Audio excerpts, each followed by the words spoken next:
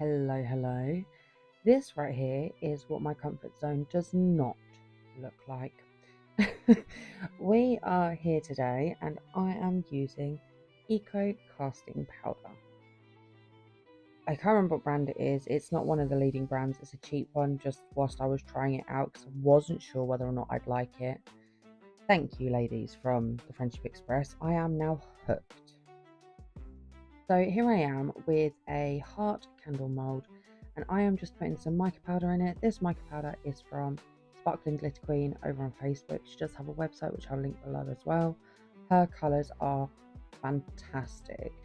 I've also added in some broken mirror shards, and I am tediously turning them around so the mirror bit is what will be face up. I'm going for that mica geode effect. I saw Sally do from All Aboard Resin Creations. She did it in a tray and it was fantastic.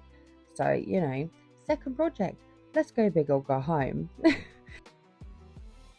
This video is part of the Friendship Express collaboration. We do a video every week collabing together, creating, and it's lovely. They are a wonderful group of people. The playlist for the rest of the fabulous makes will be in my description below.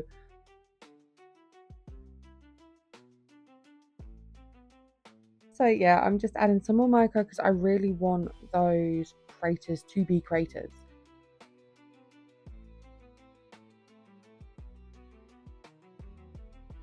So here I am adding some mylar flakes, and I added a tiny bit of silver foil to the candle mould and also to a little rose mould. I wasn't sure if I was going to put the rose mould with the tea light holder at this point.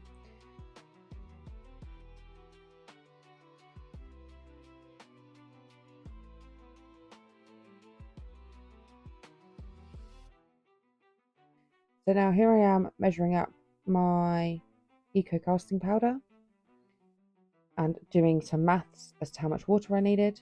Yes, I measure it. My anxiety wouldn't be able to hack the eyeballing thing that I see a lot of other people doing.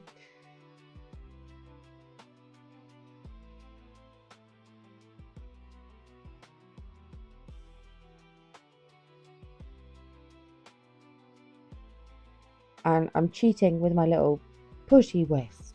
Oh, that thing is fabulous. I've tried doing it with the fork and it really hurts my hands. Arthritis and the mixing with the fork, it just is not the one. I don't have any of the proper colorants for this yet. So I am using stuff that I already have. That is cement colorant. And I've gone for a purple because I wanted black. Of course I wanted black. But I'm very aware how hard it is to get black in this stuff. So I've been and ordered some. And I'm just filling it up. And I'm trying to go gently because I don't want to dislodge the mica. I want it to stay where it is. As a new medium, I'm not sure how it's going to react to movement and pushing. And I'm learning as I go. Now, I didn't quite have enough to top up this rose, so I did make a tiny bit more just to fill it to the very top.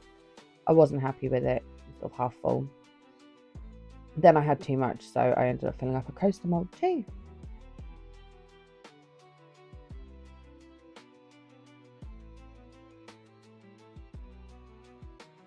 And I'm doing a lot of tapping and squidging and wedging and squeezing and wibbly wobbling.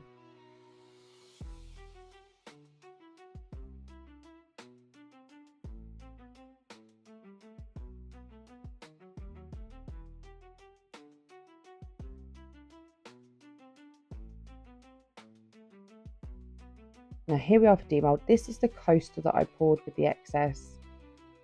It came out really nice. I was really surprised at the lack of bubbles, considering there's a lot of indentation detail in it. So yeah, I'm excited to do something with that one.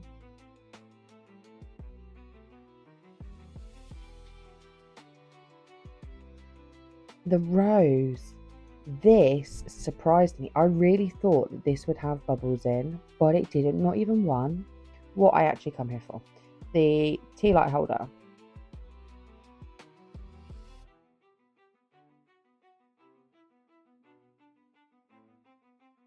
I still can't get over how quick this stuff is. Like, honestly, just beautiful stuff to work with. And I couldn't stop stroking it. Oh, does it feel lovely? It feels so pretty. And it's so soft. And it's, yeah. But I do need to do this again in black. So I will be doing this again in black for me. I don't know who's going to have the purple one, but not me.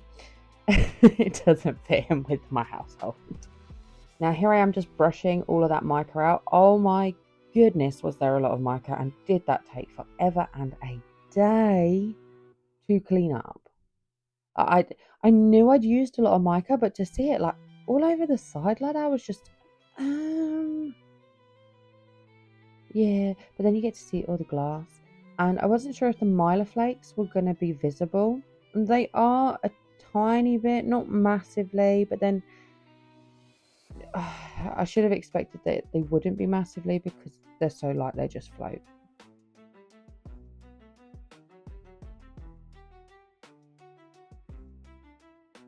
Now I'm staring at it and I've realised the edge is a little bit sharp, so I'm just going to go in with a nail file because there's not a lot. I don't see the point in getting my sandpaper out or my sanding machine, so I'm just taking that tiny little bit of sharpness off with my nail file. I've then decided it needs a little something extra. It needs a little So I pulled out my rhinestones and I sat there with some craft resin bonding UV and meticulously placed rhinestones the entire way round the edge of this tea light holder.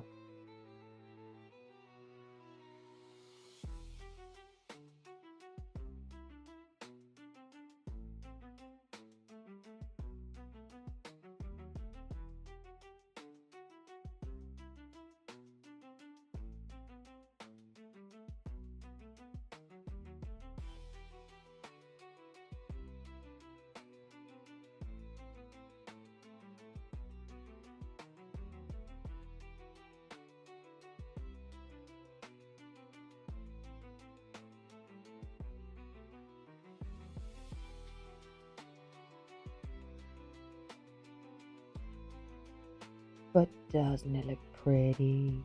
And now imagine this in black. Just saying. So with the coaster, I thought I'd just show you what I'm going to do with it anyway. Whilst it was from the same pour, I thought I'd just show you. Now, I didn't know if this was going to work or not because I know that eco casting powder is very absorbent before it's sealed. So I didn't know if I could do what I do with this coaster when I do it in resin, which is I slap a load of acrylic paint on and then I wipe the excess off and it leaves the acrylic paint in the indentations. Please don't ask me why I've got one glove on. I'm not really sure because then I was cursing like a sailor over the fact I only had one glove on. See, I did notice it doesn't necessarily sink in to the coaster, into the eco resin, but it did stain it. So it was a different colour to the tea light holder. Yeah, you're going to see a lot more of these. I do have a problem now. I'm looking at moulds and I'm like, ooh, we're going to do some of that.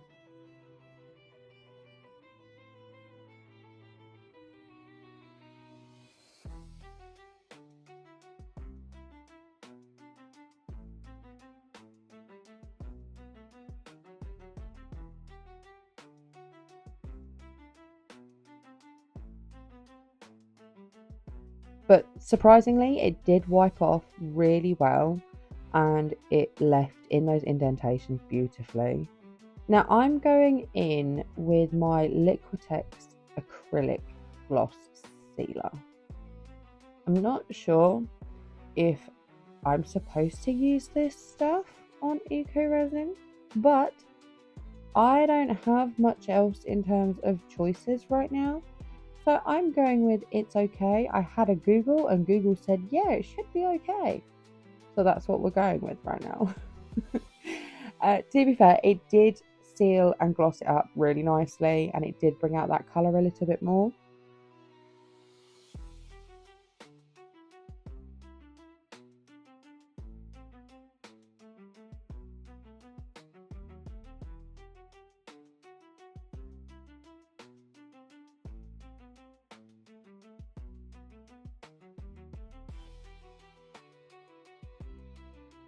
So here is the end result, and I am really rather happy with them considering it's my second eco casting powder pour.